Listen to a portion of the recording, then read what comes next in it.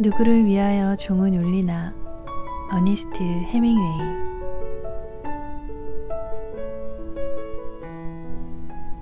그는 갈색 솔잎이 깔린 산 중턱에 엎드려 포개어 놓은 양팔 위에 턱을 괴고 계곡 아래를 내려다보고 있었다. 그의 머리 위 높은 곳에서 바람이 소나무의 우둠지를 흔들었다. 그가 엎드려 있는 곳은 경사가 완만했지만 아래쪽은 매우 가팔랐다. 검은 아스팔트 길이 계곡을 따라 구불구불 나 있는 것이 보였다. 그 길을 따라 냇물이 흐르고 그보다 훨씬 아래쪽의 냇가에는 제재소가 들어서 있었다. 댐에서 떨어지는 물이 여름 햇살을 받아 하얗게 빛났다. 저게 제재소인가요? 그가 물었다. 그렇습니다. 기억이 안 나는데. 당신이 여기 다녀간 다음에 지은 것 같습니다. 옛날에 지은 제재소는 훨씬 아래쪽에 있습니다. 그는 복사한 군사지도를 바닥에 펴놓고 꼼꼼히 살폈다. 노인은 그의 어깨 너머로 지도를 들여다보았다. 작은 키에 다부진 몸집의 노인은 노인들이 입는 검정 작업복 상의에 매우 뻣뻣한 회색 바지를 입고 로프창을 댄 신발을 신고 있었다. 그는 지금 막 산에 올라온 탓인지 숨을 몰아쉬고 있었다. 노인은 그들이 메고 온 2개의 큼직한 짐 위에 팔을 걸쳤다. 그럼 다리는 여기서 안 보이겠군요. 네, 노인이 말했다. 이 근방은 개울이 느리게 흘러가는 평탄한 곳입니다. 하지만 저 아래 숲에 가려 보이지 않는 곳은 물살이 빠르고 험한 골짜기지요. 아, 이제 생각이 나는군. 다리는 바로 그 골짜기에 걸쳐 있습니다. 그럼 초소는 어디 있나요?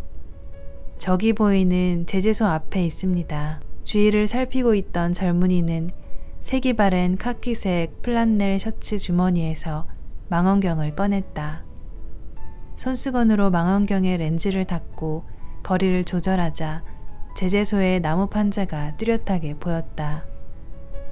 둥근 톱이 설치되어 있는 노천 헛간 뒤에는 톱밥이 산더미처럼 쌓여 있고 개울 건너편의 산 쪽으로는 목재를 끌어내리는 데 사용하는 홈통 수로가 보였다. 망원경으로 보니 개울도 뚜렷하게 잘 보였다. 물이 굽이치며 떨어지는 곳 아래쪽으로 댐에서 흘러나온 물보라가 바람에 날리고 있었다. 보초는 없군요. 제재소 사택에서 연기가 피어오르고 있어요. 노인이 말했다. 그리고 빨랫줄에 빨래도 걸려 있는데요. 하지만 보초가 움직이는 것은 안 보여요. 아마 그늘 속에 들어가 있을 겁니다. 노인이 설명했다. 저 아래쪽은 지금 상당히 더워요. 보초는 후미진 그늘에서 쉬고 있을 겁니다. 그럴지도 모르겠군요. 2번째 초소는 어딥니까? 다리 아래에 있습니다. 언덕 꼭대기에서 내리막으로 5km쯤 떨어진 곳에 있는 도로 보수 요원의 사택이 바로 그 초소입니다. 이쪽 초소에는 사람이 몇 명이나 있나요? 그가 제재소를 가리키며 물었다. 아마 사병 넷에 하사가 1명 있을 겁니다. 저 아래쪽은요? 더 있을 겁니다. 알아봐야겠지만. 그럼 다리에는? 양쪽에 1명씩 늘 2명이 지키고 있습니다. 그렇다면 우리도 사람을 상당히 동원해야겠는걸? 그가 말했다. 몇 명이나 모을 수 있을까요? 원하는 대로 데려올 수 있습니다. 이 산에는 사람이 많아요. 노인이 말했다. 얼마나 있는데요? 100명 이상 됩니다. 모두 소규모 부대로 흩어져 있죠. 얼마나 필요한데요? 다리를 살펴보고 나서 말씀드리죠. 지금 살펴보시게요? 아닙니다. 일단 폭약을 숨길 수 있는 곳으로 가야겠어요. 다리에서 30분 정도 떨어진 곳에 안전하게 숨겨놓고 싶습니다. 가능한가요? 그건 간단하죠. 우리가 지금 가려는 곳에서 다리까지는 내리막길입니다. 그러나 거기까지 가려면 앞으로 오르막길을 조금 힘겹게 올라가야 합니다. 시장하지 않소? 노인이 물었다. 배가 고프긴 합니다만 나중에 먹겠습니다. 이름이 뭐라고 하셨죠? 죄송스럽게도 잊어버렸습니다. 잘 잊어버린다는 것은 어쩐지 좋은 징조가 아닌 것 같다. 이름은 안셀모고 고향은 바르코요. 그 짐을 들어드리죠. 젊은이는 키가 크고 날씬했다. 금발머리는 햇볕에 탔고 얼굴은 비바람에 닦인 사람처럼 거칠었으며 색바랜 프란넬 셔츠와 농부 바지를 입고 로프창 구두를 신고 있었다. 그는 허리를 구부려 배낭의 가죽끈에 한 팔을 찔러 넣고 무거운 배낭을 어깨에 둘러맸다. 다른 팔은 남은 끈에 찔러 넣어 배낭의 무게를 등 위에서 적절히 조절했다. 배낭을 메었던 자리는 여전히 땀에 축축이 젖어 있었다. 다 맸습니다. 자, 어디로 가죠? 그가 물었다. 오르막길을 올라가야 합니다. 안셀모가 말했다. 그들은 무거운 배낭을 매 허리를 약간 구부리고 땀을 흘리면서 산등성이의 솔밭을 열심히 올라갔다. 젊은이는 산길이 나있지 않다는 것을 알았다. 그러나 산 위쪽으로 꾸준히 걸어 올라가 작은 개울을 건넜다. 노인은 묵묵히 돌투성이의 개울 바닥 끝쪽으로 걸어 올라갔다. 오르막길은 점점 더 험해지고 힘겨워졌다.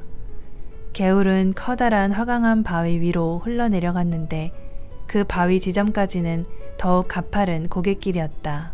노인은 바위 끝까지 먼저 걸어 올라가 젊은이가 올라오기를 기다렸다. 힘들지 않소? 괜찮습니다. 젊은이가 대답했다. 그는 땀을 많이 흘린 데다 가파른 길을 힘들게 걸어 올라간 탓인지 넓적다리 근육이 아팠다. 여기서 잠깐 기다려요. 먼저 가서 당신이 온다는 걸 알려야 하니까. 아무런 연락 없이 그런 짐을 지고 지나가다 총 맞을지도 모릅니다. 농담이라도 총 맞는 건 싫습니다. 여기서 뭡니까? 아주 가깝습니다. 당신 이름은 뭐요? 로베르토라고 합니다. 젊은이가 말했다.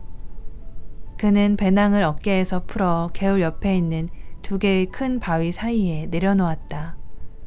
로베르토, 그럼 여기서 기다려요. 곧 돌아올 테니.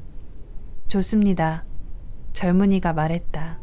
그런데 다리로 내려갈 때도 이 길로 갑니까? 아니요. 다리로 내려갈 때는 다른 길로 갑니다. 더 짧고 평탄한 길이죠.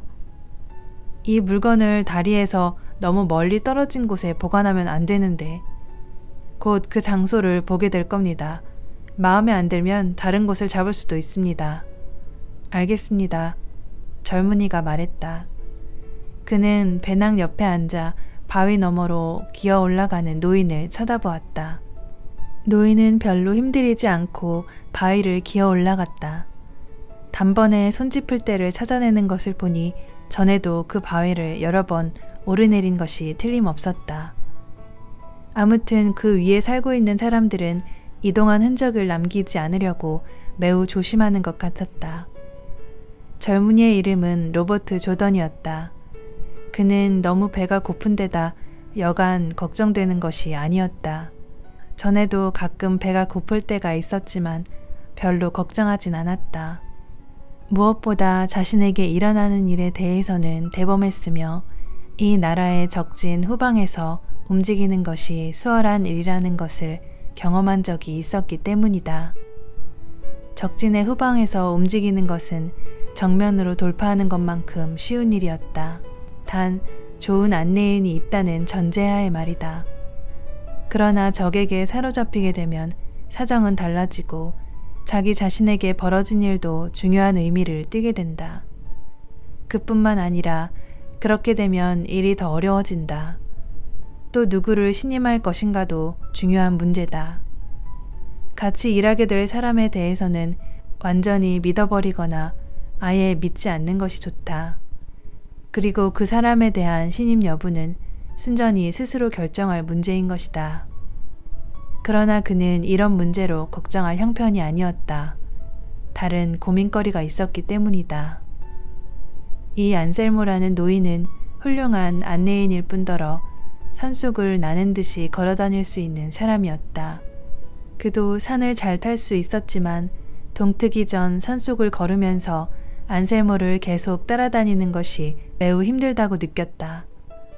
로버트 조던은 안셀모라는 노인이 모든 면에서 마음에 들었다. 하지만 단 한 가지 그의 판단력이 어떤지는 미지수였다. 아직 노인의 판단력을 시험해 볼 기회가 없었으며 어쨌든 그 판단력에 대한 문제는 자신이 책임져야 할 일이었다. 그는 안셀모에 관한 한 걱정되는 것이 없었다. 다리 문제도 다른 문제들과 마찬가지로 잘 될 것이었다. 그는 어떠한 형태의 다리도 폭파할 수 있는 기술을 갖고 있었고 실제로 다양한 다리를 폭파했다. 거기다 그가 메고 온 등짐에는 충분한 양의 폭약과 장비가 있었기 때문에 서로 다리가 안셀로가 얘기한 것보다 2배 이상 크다고 해도 별 어려움 없이 폭파시킬 수 있었다. 그는 1933년 그란하로 가는 도보 여행 중에 그 다리를 건넌 적도 있고 또 골스가 다리의 개요를 일러주기도 했다. 로버트 조던은 이곳으로 떠나오기 이틀 전 밤에 에스코리알 교회에 있는 저택의 2층 방에서 골스를 만났다. 다리를 폭파하는 것은 아무것도 아니야. 무슨 말인지 알겠나?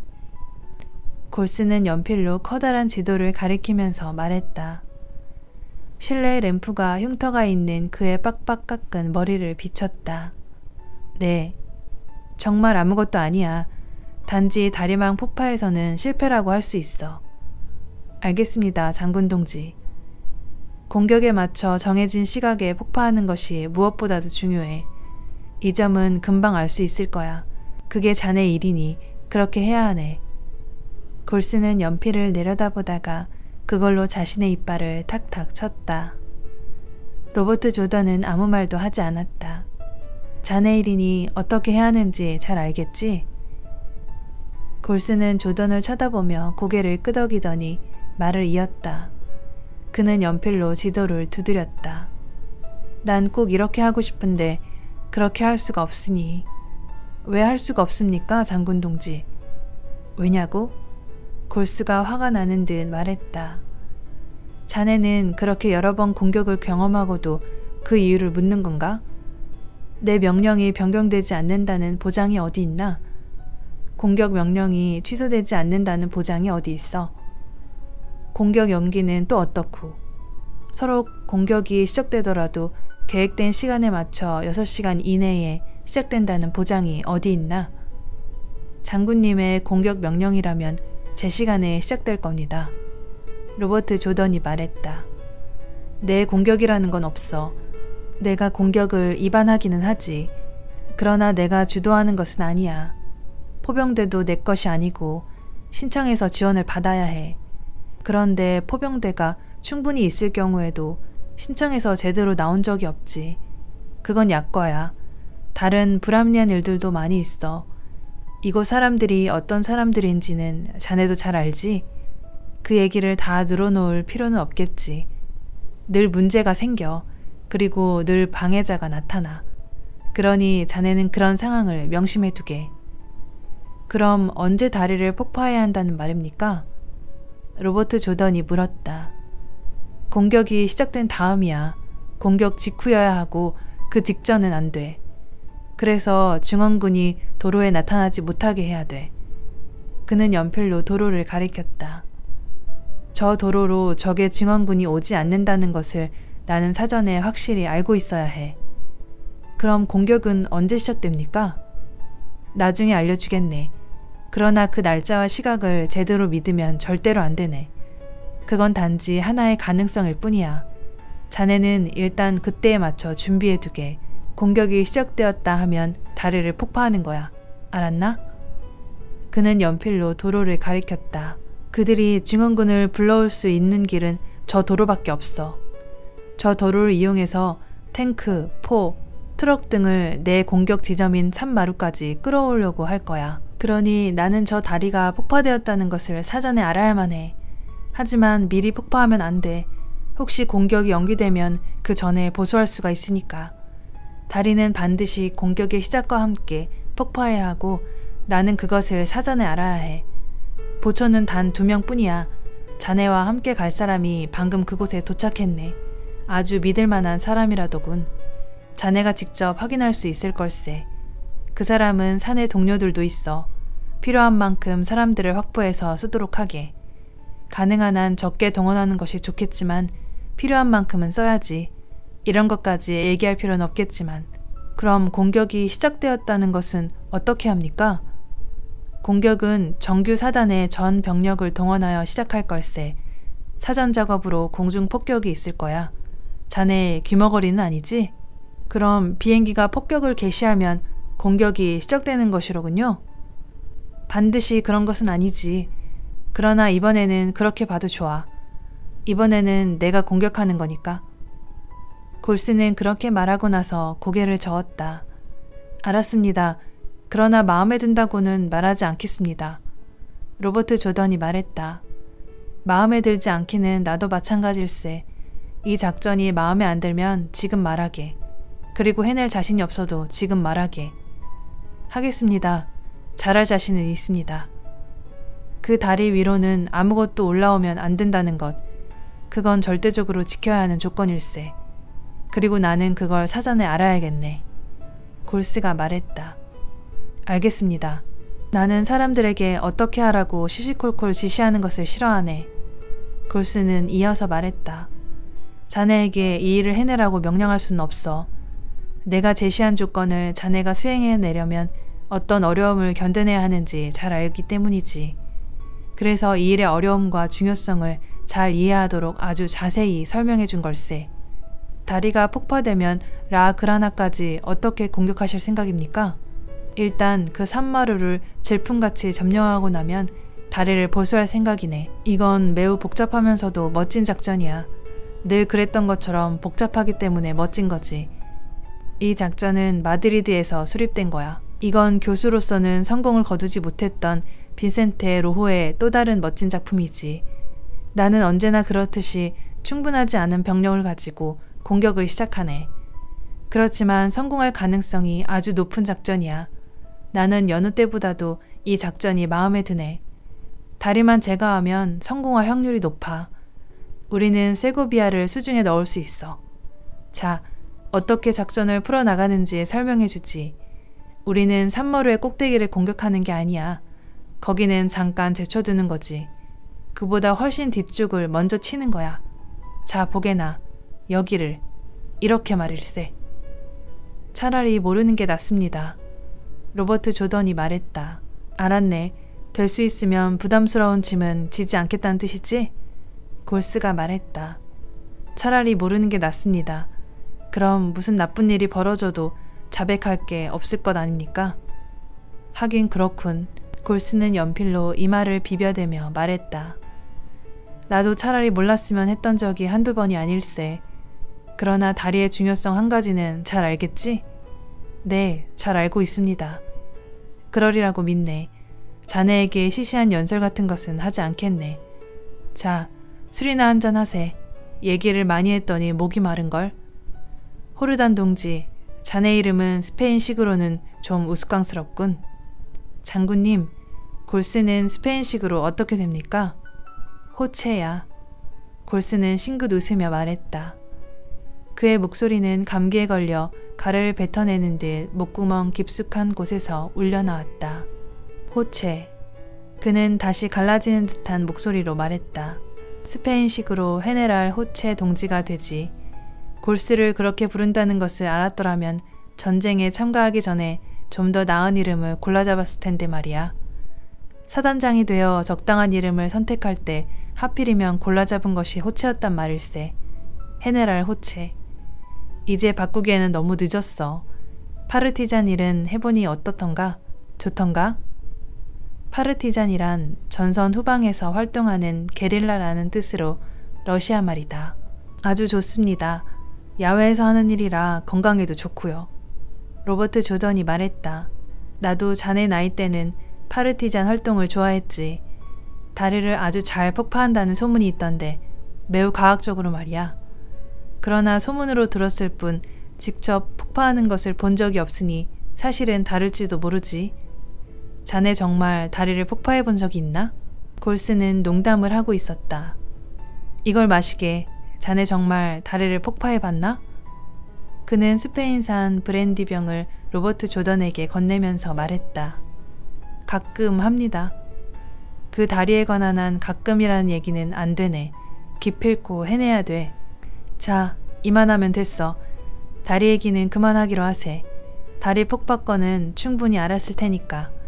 상황이 너무 심각하다 보니까 심각한 농담도 할 수 있는 거라네. 이봐, 자네는 전선 후방에 여자친구가 많은가? 아니요, 여자를 사귈 시간이 없었습니다. 그렇지 않네. 맡은 임무가 불안정할수록 대인관계도 불안정해지는 법이지. 자네 임무는 매우 불안정하지 않은가? 그리고 머리도 좀 깎아야 할 것 같네. 필요할 때마다 깎습니다. 여자 문제는 그것 말고도 골치 아픈 문제가 많습니다.